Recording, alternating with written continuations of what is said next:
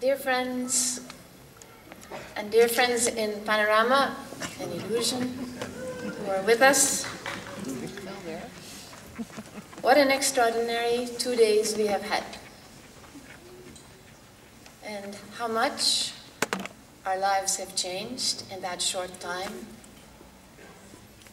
And what extraordinary results came out of your workshops. The blessing of having the children with us for these last few minutes was also wonderful. You are one of the few conferences that managed to really make a children's program. And it's becoming increasingly clearer to all of us that it's the junior youth and the children, the youth also, but particularly the junior youth and the children, who are such a power of our faith. Their ability to teach, their ability to participate, what they can do, we should never underestimate them. And to have you bring 200-300 of them up here as one of the fruits of the weekend was extremely touching.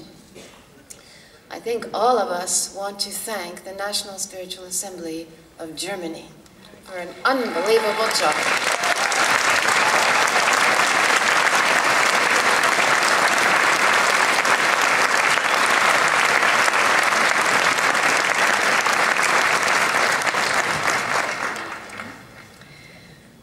Your cultural evening last night and the arts that have been such an important part of this weekend have also been so uplifting for all of us and a tribute to the potential of the friends from this region of the world.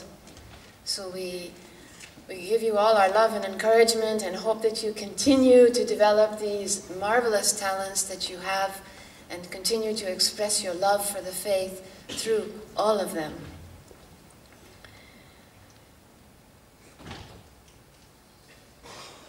I think that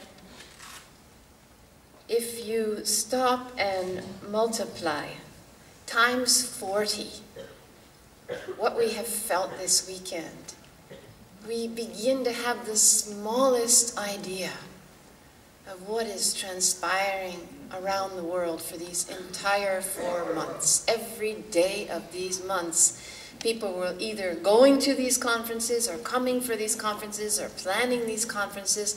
The House of Justice has been praying for them.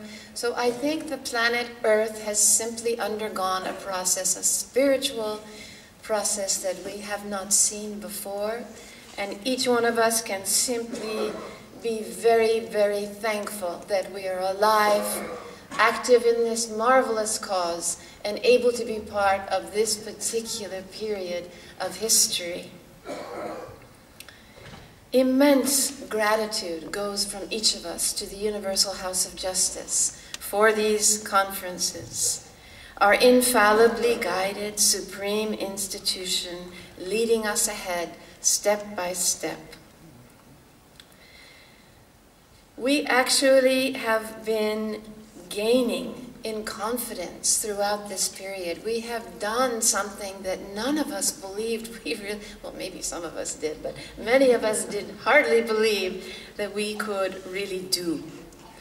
We heard yesterday, or was it this morning, somebody told us, that how the planning started with 2,000 in mind and moved right up to 4,500.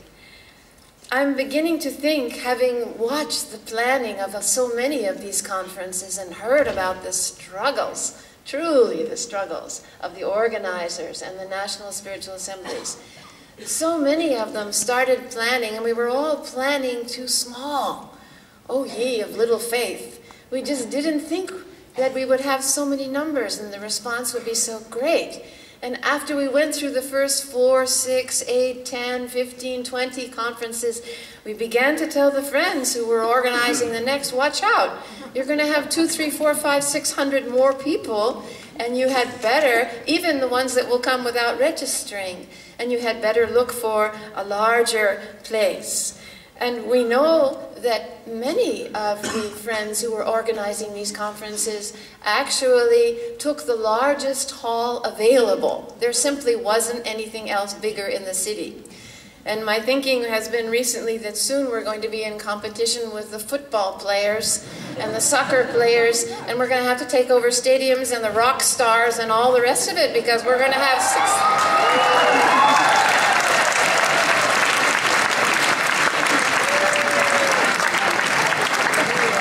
I don't know any bigger places. Those are the biggest places, and probably that's where we're headed because of the joy and the obedience and the reaction of the friends when we all finally come out and have a good look and respond to the House of Justice and plan and celebrate together.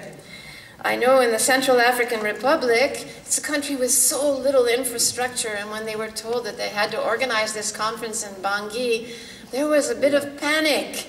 And they'd hardly ever had a meeting for more than 200 before. And they took the largest place in the entire city, which was the government parliament building. The national government. And they organized a meeting that was one of the only conferences, one of the few conferences that was for one country only. And my goodness, if they didn't go from what they were expecting, 300 or 400, straight up to 850 believers from throughout the country.